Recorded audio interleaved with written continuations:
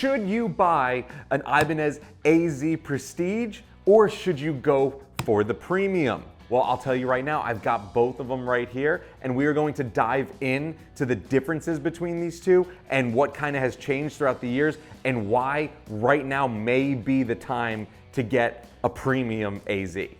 Oh, I am in Ibanez AZ heaven right now.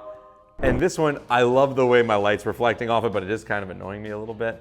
As is tradition, I'm going to start from one side. I'm gonna start from one end of the guitar and work the other direction. If you go to the Ibanez website right now and go to the AZ section, this is what you're gonna see. You're gonna see this come up right at the top. This is the most famous one so far. And there were a lot of incredible things that this guitar promised to do and actually delivered on. But like a lot of experiments, when they started with this, surprisingly, there were things that were like kind of tricky. And as they've improved throughout the years, you eventually land at a premium line that is so much more worth it than the original premium line was. And at the point where this one is really, really competing with the top of the line model. Let's start down at the bodies right now. If you are a tone wood believer, this one is alder and this one is basswood. In my opinion, both of those sound exactly the same if you are a tone wood believer. Both of those woods pride themselves off of the fact that they are a do-it-all kind of wood. And I think that that's super important to this argument right now. Oh yeah, check these out over on the guitar cam really quick. Like, look at these things. I will tell you right now that I have played this guitar every day since I got it. At one point it being my only real gigging guitar, and the paint job has held up like crazy and I've been very aggressive with it. Meanwhile, I think most of the premiums that I've seen have come with some sort of lacquer finish. And in this case, I usually don't really like lacquer finishes anymore. I've been doing satin finishes for a long time until I saw this guitar and it absolutely blew me away. This thing looks like it's wearing a tuxedo, for God's sake. I absolutely love it. This was sent over to me by my friends at Sweetwater, I think less than a week ago, and without setting it up, without changing anything except for the height of the B string, just to my preference, the stock strings that are on it, the way it came, I have played multiple gigs with it already. I have not put it down. And you will be able to find both these guitars in a link below in what I'm calling my Jimmy Franklin Summer Collection, where you can see all the gear that I'm gonna be playing with all summer long at every single gig. Both of these guitars are loaded with the Hyperion pickups that are custom by Seymour Duncan for this line. Both of these have the Dynamix 10 switch, which is right here on this one and right there on that one. You can see it. Both of them have the Ibanez speed knobs on them. Both of them have 5-way blade selector switches. I had a Premium a little while ago that I wanted to have as a backup to this, and it was nowhere near the quality of this. And having this now, this is really, really stepping up. And I'll tell you why. The bridge on the Prestige is the Godot 1802. This Godot bridge is the 1502. So on this one, 1802, this one, 1502. What's the difference, you ask? Honestly, I dare you to try and find the difference. The only thing that I can tell is that the block in the back of this one, let's see if you can see it on the guitar cam. Actually, you probably can. Here we go. Camera 2. You can see that this block on the Premium is huge and silver. Meanwhile, this block is that smaller black block that they're using on the Premium line. I can't tell if it's influencing the sound as much as I think yet. They both, nice. They both have the back contour for that high access, and they're both 24 fret guitars, so you're gonna get insane access as it is. In this case, the Prestige still has the S-Tech treated roasted maple neck. Now, when they advertise the Premiums, they don't advertise it as the S-Tech treated necks. But this is still a roasted neck nonetheless. And it's absolutely beautiful, and it feels, if you look at them next to each other. This one is just a tad lighter, but that might also be the lighting. Like if I put this one here, right? And if I put this one here, they're pretty close. It's super comfortable. I like the feeling of maple. So if you're a fan of maple necks, I just like the way it looks, I like the way it feels. Now, something different. Finally, there's something different about these two. This one has a roasted maple fretboard as well, which is part of the beauty of the roasted maple. The theory, I should say, I guess, behind roasted maple is that it's hardened, so it is more resistant to weather. So when wood expands and contracts, that has to do with moisture in the wood. So when they roast the wood, they're getting all the moisture out, making the necks harder and more resilient to temperature changes. This is not a maple fretboard. This is, in fact, rosewood. And it's funny because maple to rosewood, they just have different types of maintenance, if you will, because this one is just gonna get dirty really easily, but it's very smooth. The feeling of a maple fretboard is insanely smooth, and if you like a maple fretboard, then, you know, like I do, they're just so good, then that's definitely something to consider. Before we go any further, let's get some sounds out of both of these, huh? Okay, let's start out.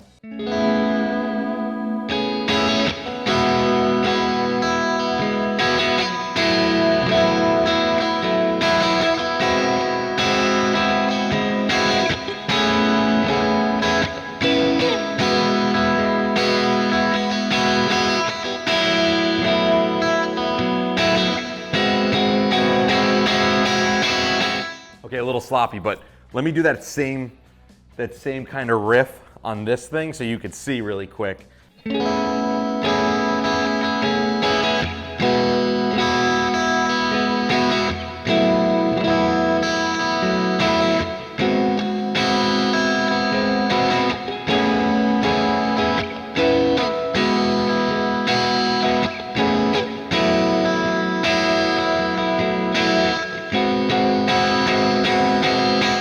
I've been insanely happy with this. It's funny because that kind of sounded like this guitar has just a little less like output. Like this one just sounded kind of hotter than this one did, but this one has some beef to it, which is really interesting. Listen back and let me know what you think about those two sounds below. Creamier, and this one definitely sounds a little bit thicker, which is really cool. As far as the frets go, both of them have jumbo stainless steel frets.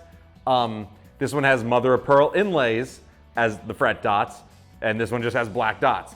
This one also, I will say, hold on, which camera are we going to? Let's go to camera 3 for this. This one also has the Ibanez inlay in mother of pearl. Meanwhile, this one just has like the 80s gold inlay, which both of them are sweet. For what these are, both of these are sweet. But I gotta tell you, matching headstock with pearl, ugh. I'm hoping at this point of the video, you are saying to yourself, Jimmy, what the hell is the difference between these two guitars?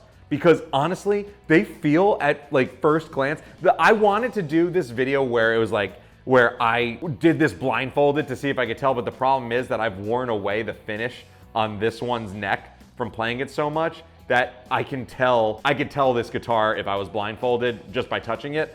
This one I couldn't, and also the gloss may give it away. The nut on the Prestige is made of bone. The nut on the Premium is Graphtec. I mean, those are both phenomenal options. I think Graphtec has gotten so much better than it's ever been. I think bone is always accepted as a better and definitely more expensive option. Interestingly enough, you can see the truss rod coming out on this one. You cannot see it coming through on that one. This is the piece that really blows my mind, is that at the time, and I'm pretty sure still to this day, the Prestige is made with this version of the Godot tuner, which these are locking Godot tuners. And what you have to do is you actually have to put a screwdriver in that slot in the front, or a pick, or like a quarter or something. And then to unlock it, check this out. What you have to do is you put a screwdriver in here and you have to turn this to unlock it. And that's what releases your string.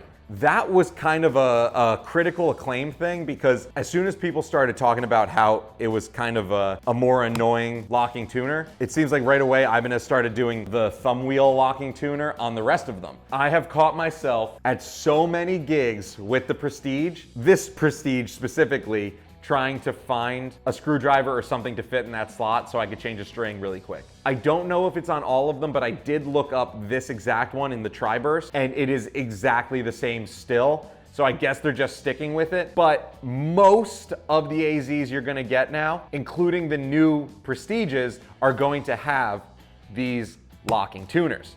Another thing that the AZs weren't doing in the Premium line that I have to mention, at the time they were only doing here, is that these springs have the rubber wrapped around them to cancel out the noise in the back. This one does as well. Comparing these two is one thing. This is a 2018 model, and this is a 2022. Obviously, there should have been changes throughout the years, which I'm very happy they've made. But really quick, I want to talk about this guitar compared to the brand new Prestiges, because I think we're gonna find out that there's not as many differences as we think there are. But before we do that, let's get some high gain tones out of both of these. Let's try it.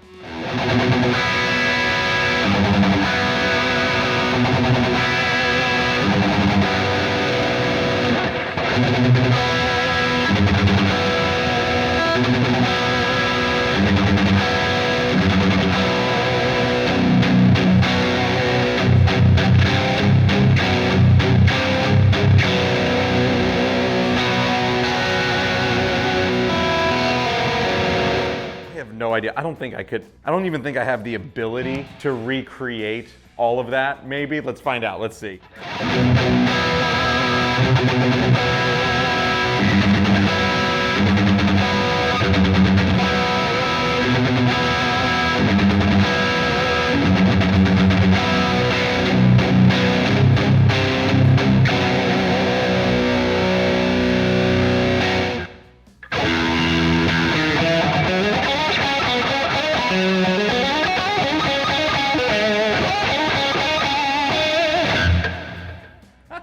Isn't that ridiculous?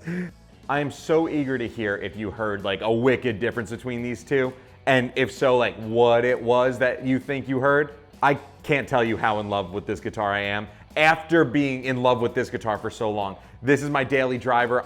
To me, there's nothing in the world that I would never sell this guitar for anything. And I'm starting to think that this is gonna make it on that list as well of like never leaving my side type guitars. Now, I'm gonna put this over here for 1 second, and we're gonna talk about something a little suspicious. This right here is obviously an AZ Premium, but this guitar right here is the brand new, highly anticipated AZ Prestige, weighing in somewhere around like $2,400 or something like that, ish, let's say. This one comes in at almost $1,000 under, being, now, let me go over some of the specs. The top of the line has the same oval C-shaped neck. It is also roasted. However, it does have the S-Tech treated wood. Abalone inlays, cool, beautiful, but it does not have an abalone inlay on the headstock, while this has pearl. Jumbo stainless steel frets, and it says Prestige fret edge treatment. The edges of this are perfect. I don't know if that was Sweetwater that did it, or if it was Ibanez, but it is flawless. Absolutely flawless in this case, for the one I got. Now remember, the Goto that was on the old Prestige was the 1802, and this is the 1502. But now on the Big Daddy, it's the 1502S. The S could stand for steel, meaning that there's like a steel block in the back, but that means it's the same tremolo system, just with a different block. So you're getting the same bridge as the new Prestiges. Hold on, let's keep going. Damn, I didn't want to have to separate this into 2 videos, but I might have to. On this guitar, you get the Seymour Duncan Hyperions. On the new Prestige, you get DiMarzios. In both of these, in the brand new Prestige and on the Premium, you get the same Goto MGT locking tuners. You get the same hardware. The only difference is you get the treated wood, which granted I have, and I think it was brilliant. You get roughly the same bridge. You get the exact same tuners. So I don't ever think there's been a better time to buy an Ibanez AZ Premium. Now, speaking of the pickups though, Sweetwater did send me something to put in this guitar, and that is the Scott LePage Fishman Fluence signature pickups. I absolutely cannot wait to hear what these pickups sound like in this guitar. So be sure to check out that video right here.